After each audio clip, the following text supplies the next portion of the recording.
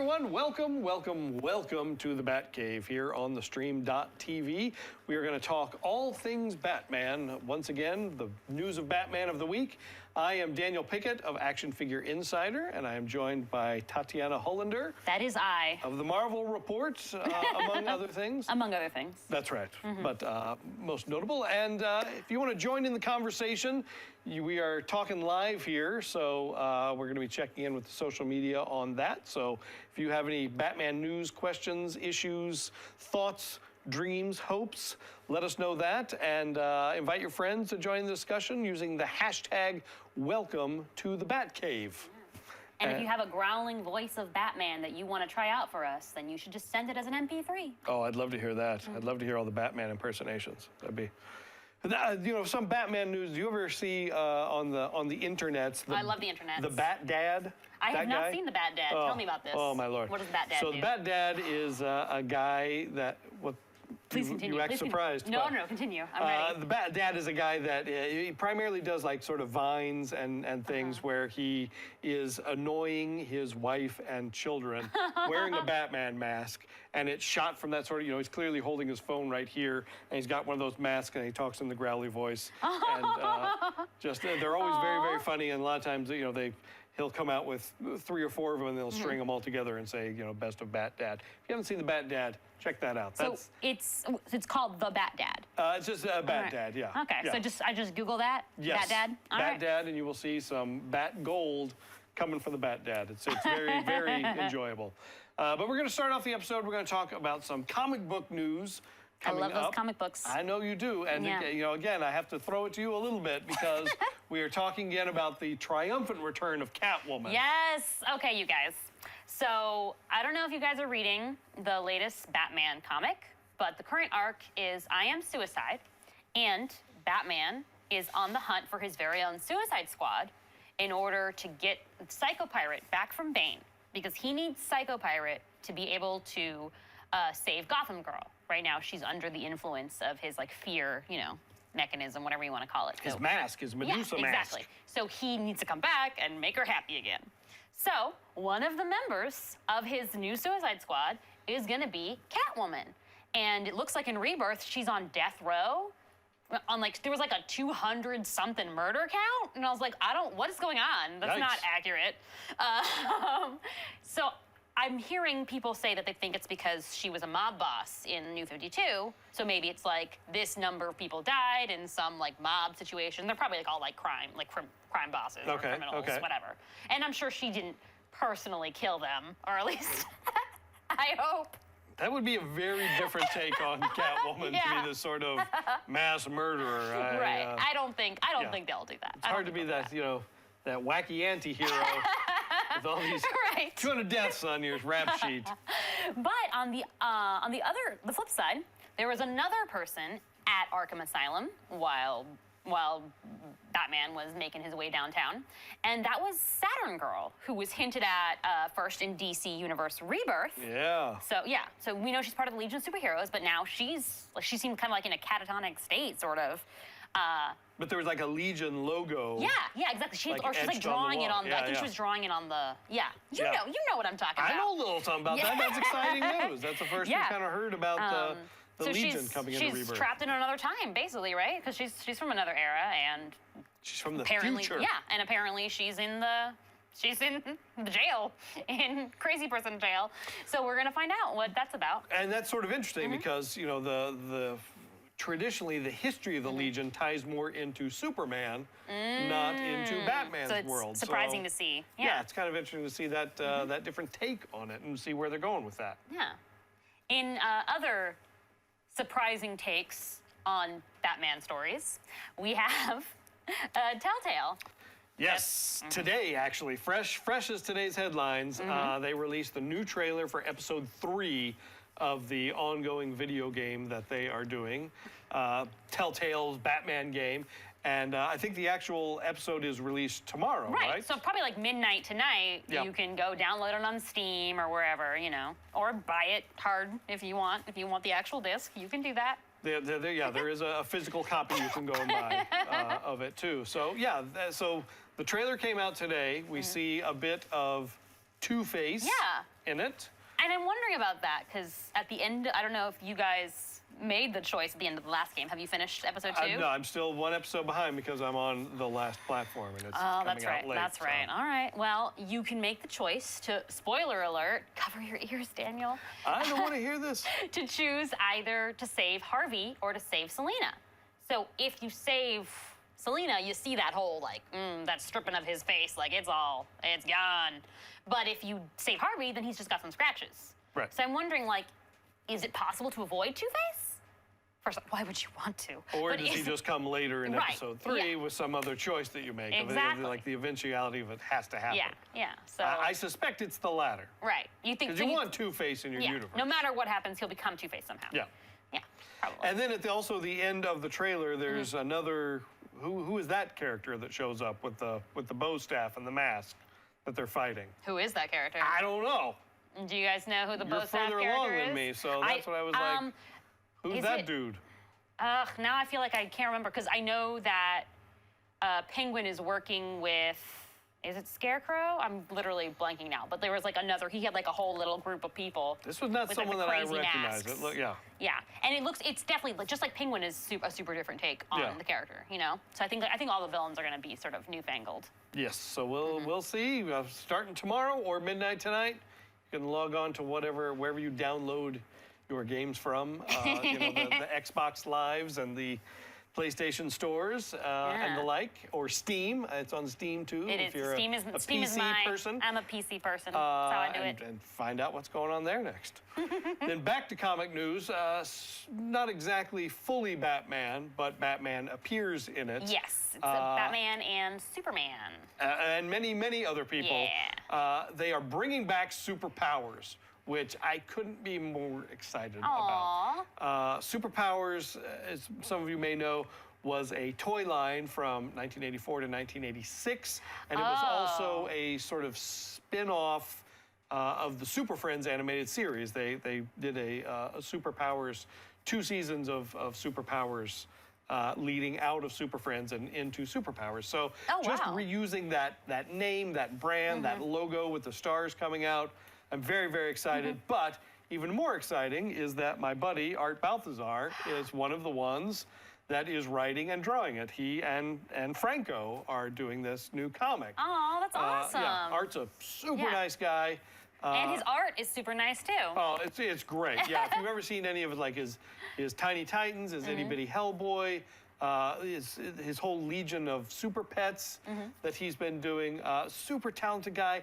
Could not be nicer. If you are ever at a convention that Art is at, go see that guy. He'll do a sketch for you for like $1. Oh, okay. I was going to ask if he does commissions. He does. He does Crayola sketches for you that's so cute. for like $1. He did an Aquaman for me at the last show. So cool. Yeah, he's super nice. But he also, he has been, I don't know if you've seen, DC Collectibles has been releasing these plush animals based on his artwork of those, of the DC pets, which are very cool. So now he's doing this, which I'm really excited to read. It's an all-ages title. Yeah, exactly. It's always fun to see like your favorite heroes, even for like the little, not just for little kids, but that you can read with your kids. Yeah. I say as if I have kids, but you can read them with your kids. I can. I absolutely can. That's right. So yeah, he's if you ever checked out, he's got his own line of comics too. All Yeah Comics with some of his own original characters. But it's coming out on November 23rd, and I'm very excited about that. There's a great sort of mini documentary about Art online too, talking about, he had this very sort of, he has a very unique style, a very sort of, what people would say a cartoony style. Yeah, definitely. And him trying to shop around his artwork to different people and just being rejected and just, it's, we're coming out of the 90s, with the Image stuff and the Liefeld. It's just like, who's this guy with this thing? Right. I guess things got a little bit more, not gloomy per se, but it's like you want to have sort of like a more realistic or like gritty approach. Right. It was very much a style of the time. And now to see that sort of shift and him being able to do exactly what he wants, and just just not taking rejection and keep doing what you're doing, and you will find an audience. Is really the core of the documentary. Oh, that's great. Where can I watch this documentary? Just online. Just look just up online. Art Balthazar. Art Balthazar. Documentary, and it'll come right up. He's that dude that just tells you to Google everything. I don't know. Why don't you Google it? Why don't you know? I'll put some links in the show notes when I get home. All right. So you can see that, because it's definitely worth checking out. It's about 15 minutes long, but it's very, very charming. So in movie news, we a little bit of stuff came out this week. More little hints and things. So they were talking about the Aquaman movie, saying that it will be.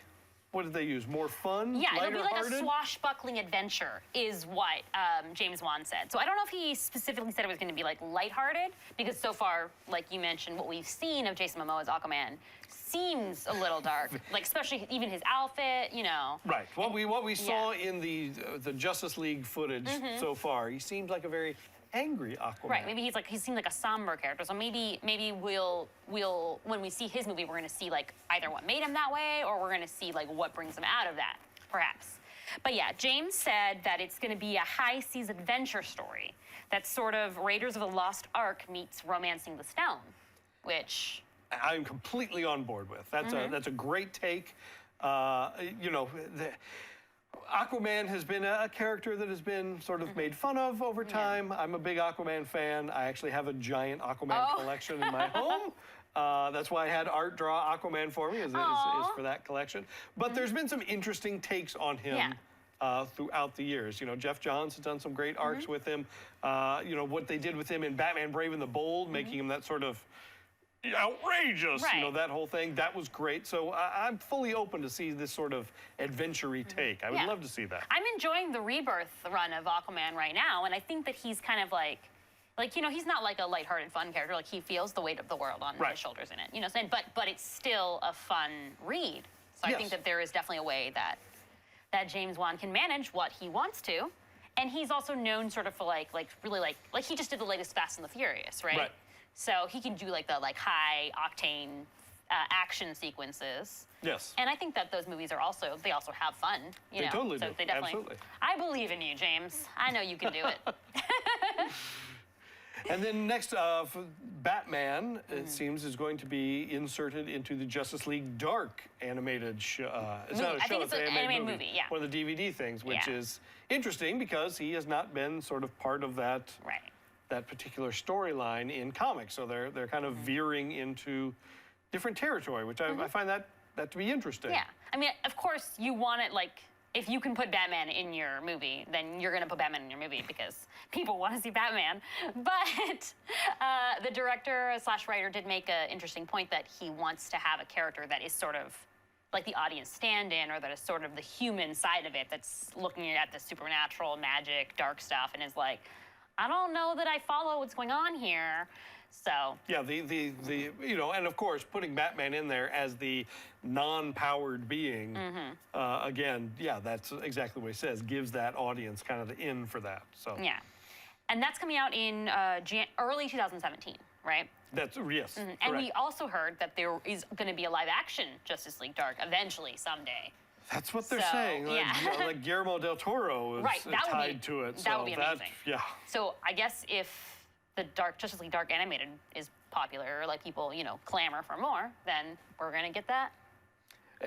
Again, that would be sort of like Suicide Squad, something not everyone is familiar with, but is kind of a great in to start bringing different aspects. Kind of what Marvel's doing right now with Doctor Strange. They're just now bringing sort of the magic component into that universe, and Justice League Dark would do that for the greater DC universe. I guess we got a little bit of it with Enchantress and Suicide Squad, but there's definitely a way to expand on that and make it more understandable. I don't feel like they really plumbed the depths of the magic in the DC universe with the Enchantress and Suicide Squad. Definitely not.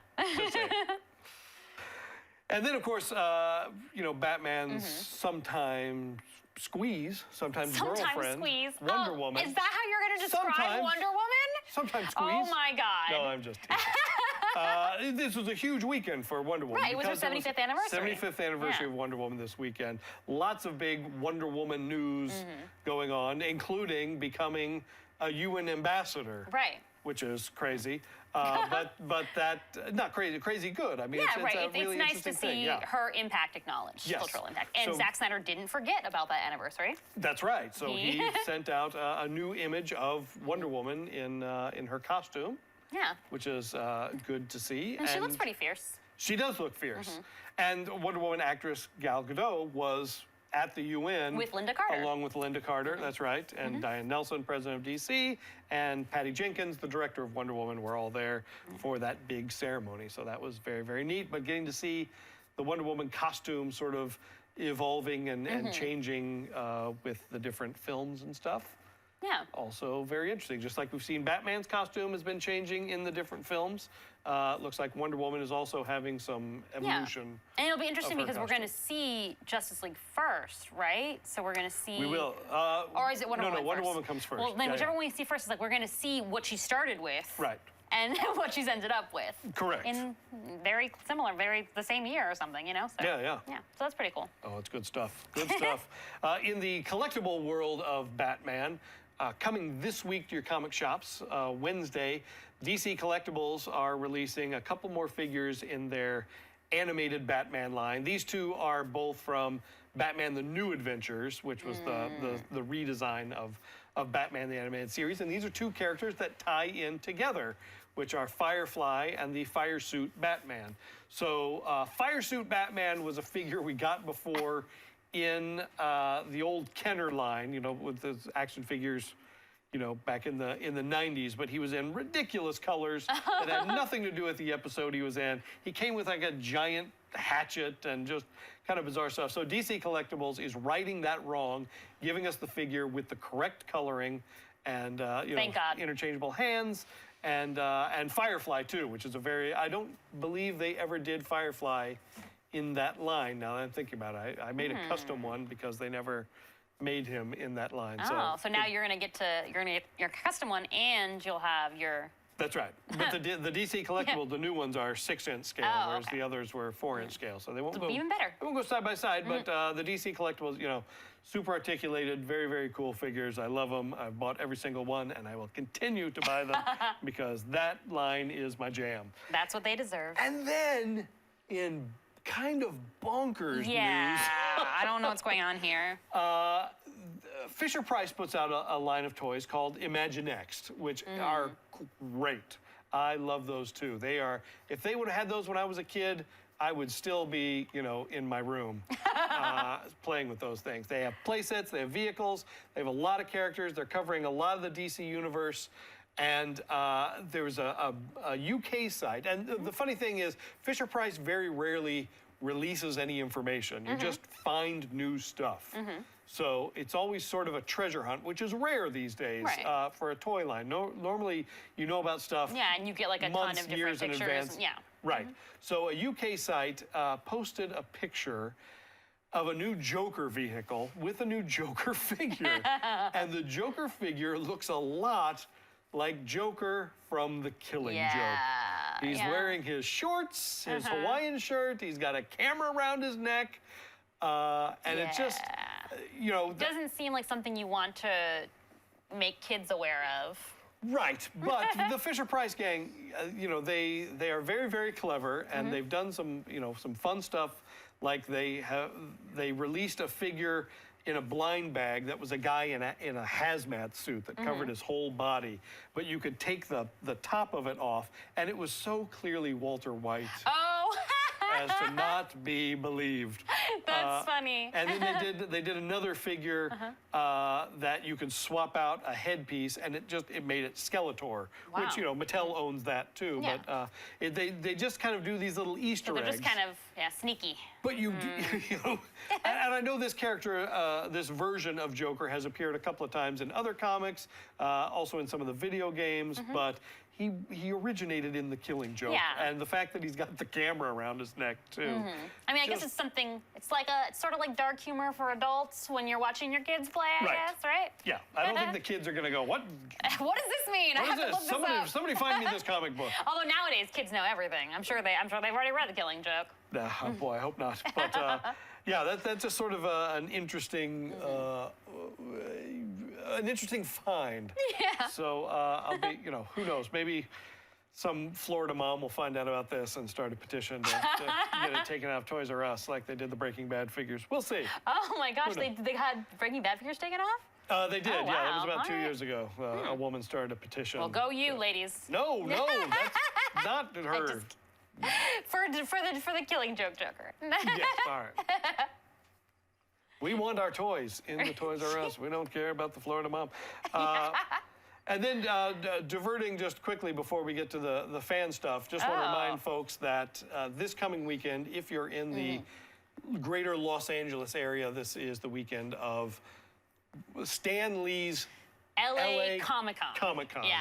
Which is the renamed Kamikaze. Kamikaze remix. That's right. Yeah. It's this weekend, Friday, Saturday, Sunday. I am going to be doing a panel there. Oh. Yes, all on right. Saturday at 12:30. I think it's room 406. We're going to be talking about toys and collectibles. I got a whole panel full of guys that make toys. Yeah. So come Very on down if you're at the show.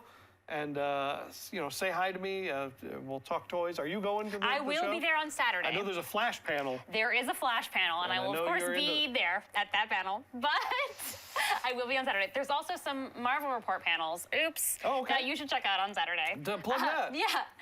But there's VFX for Agents of S.H.I.E.L.D., and they're going to have, the actual, FX people from Agents of S.H.I.E.L.D., and also concept art in the MCU. So I don't know when those are, but it'll be on your schedule, so. Or check it out on the website. They've got all the programming and stuff is online right now. You can, and they've got a whole thing where you can plan out your calendar, and so you won't miss a thing if you don't want to. So check that out. But now we'll move on to the fan news. Just something really, really cool. I saw this really sweep through social media, and it's just crazy to see. A gentleman by the name of Josh Rossi built his 3-year-old a Wonder Woman costume. Cost him about $1,500. And then proceeded to take some of the most amazing pictures that he photoshopped to mimic some of the actual pictures that we've seen released from the Wonder Woman film. And it looks awesome. It could be like a little kid's Wonder Woman movie. Yes. It looks great. So there's a lot of information about it out there, and several other pictures of it, but there's a great behind the scenes video showing how people, they literally had to hold her up and Photoshop people out. That must have been, such a, that took a lot of time and effort, so. So that's a really great, I hope that she really liked it. I'm sure he really liked it at least. Yes. I wanted to mention something that I don't have any pictures of it, but I don't know if you guys have heard of this clown craze that's going on where people are dressed as clowns are scaring, kids in the villages or whatever, in the forest, whatever, you know? And it is also happening in the UK. So there's a guy in the UK who dresses up as Batman to scare off the clowns. Because the clown is the Joker, I guess, right? And so he even put up a little Facebook video, for parents to show their kids to let them know that Batman was going to keep them safe from the clowns. Okay. Yeah, I thought that was so great. Someone. that is very meta. Yeah. I don't know what this clown thing is, guys. Stop this clown nonsense. But at least Batman is keeping someone safe in the UK. Wow. All right. We also want to give a quick shout out to a website that ties in with all of these TV programs and comics and reviews and stuff that we love. Yes. Bam Smack Pow. Yes. Is a great website that you should check out. It's got reviews, and it's, first, of comic book reviews, right? So if you haven't read the latest Batman comics and you want to know what it's, if it's any good, if you should pick it up, they'll have reviews of that. And they also have reviews for episodes of television of both Marvel and DC, and also keeps you up to date with spoilers or any other news that's coming up. So, bamsmackpow.com. Sounds excellent. I'm going to check it out myself. All right, so that is the Batman news, I think, that is fit to print, fit to speak about, and load up a show. Do we have anyone still chatting with us? In the... Lily Mitchelson was saying that she's DC all day, every day, and I totally understand her. There's nothing wrong with that. Yarhar said that they can't get into Marvel, and Lily agreed that it was only Spider-Man that she's into. And I've got to say, you know what? It took me a really long time to get into Marvel, too, because it's not the characters that I grew up with. I grew up with Batman and Superman and Wonder Woman, you know, and especially I'm actually all about I don't know if you guys know this, the non-powered characters, like obviously Batman, but also like Lois Lane, Iris West. I'm all about the just normal people in the comic book world. Okay. But anyway, so point being, I grew up with DC. I was super obsessed with it.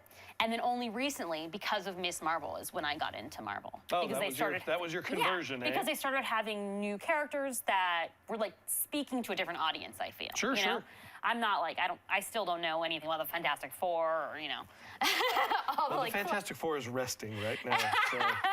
And I barely know about X-Men, etc. But it's like these new characters that I think are speaking to younger generations.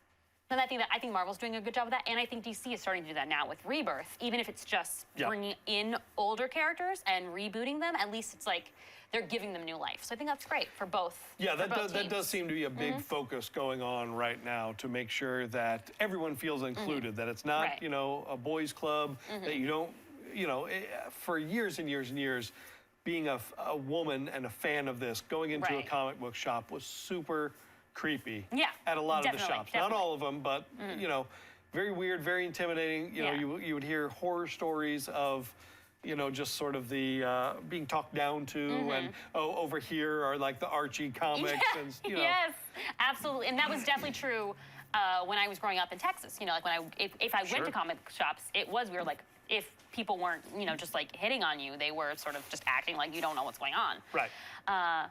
But now the shift, like conventions, like, you know, everyone is welcome, and they're making sure that the characters reflect the audience now, and that there's something for everyone. So great time to be a fan, and not just DC and Marvel, you know, across the board. There's a lot of great stuff out there. Lots of independent comics out there doing a great job. If you're just a fan of this stuff because of TV shows or movies, you know, take a weekend. Go find a local comic shop. Find something cool. Yeah. Ask for some recommendations. There's always good stuff out there, and I think you'll be pleasantly surprised to see where the industry is and just the wide variety of stuff that is available out there. That's my comic book PSA for the week.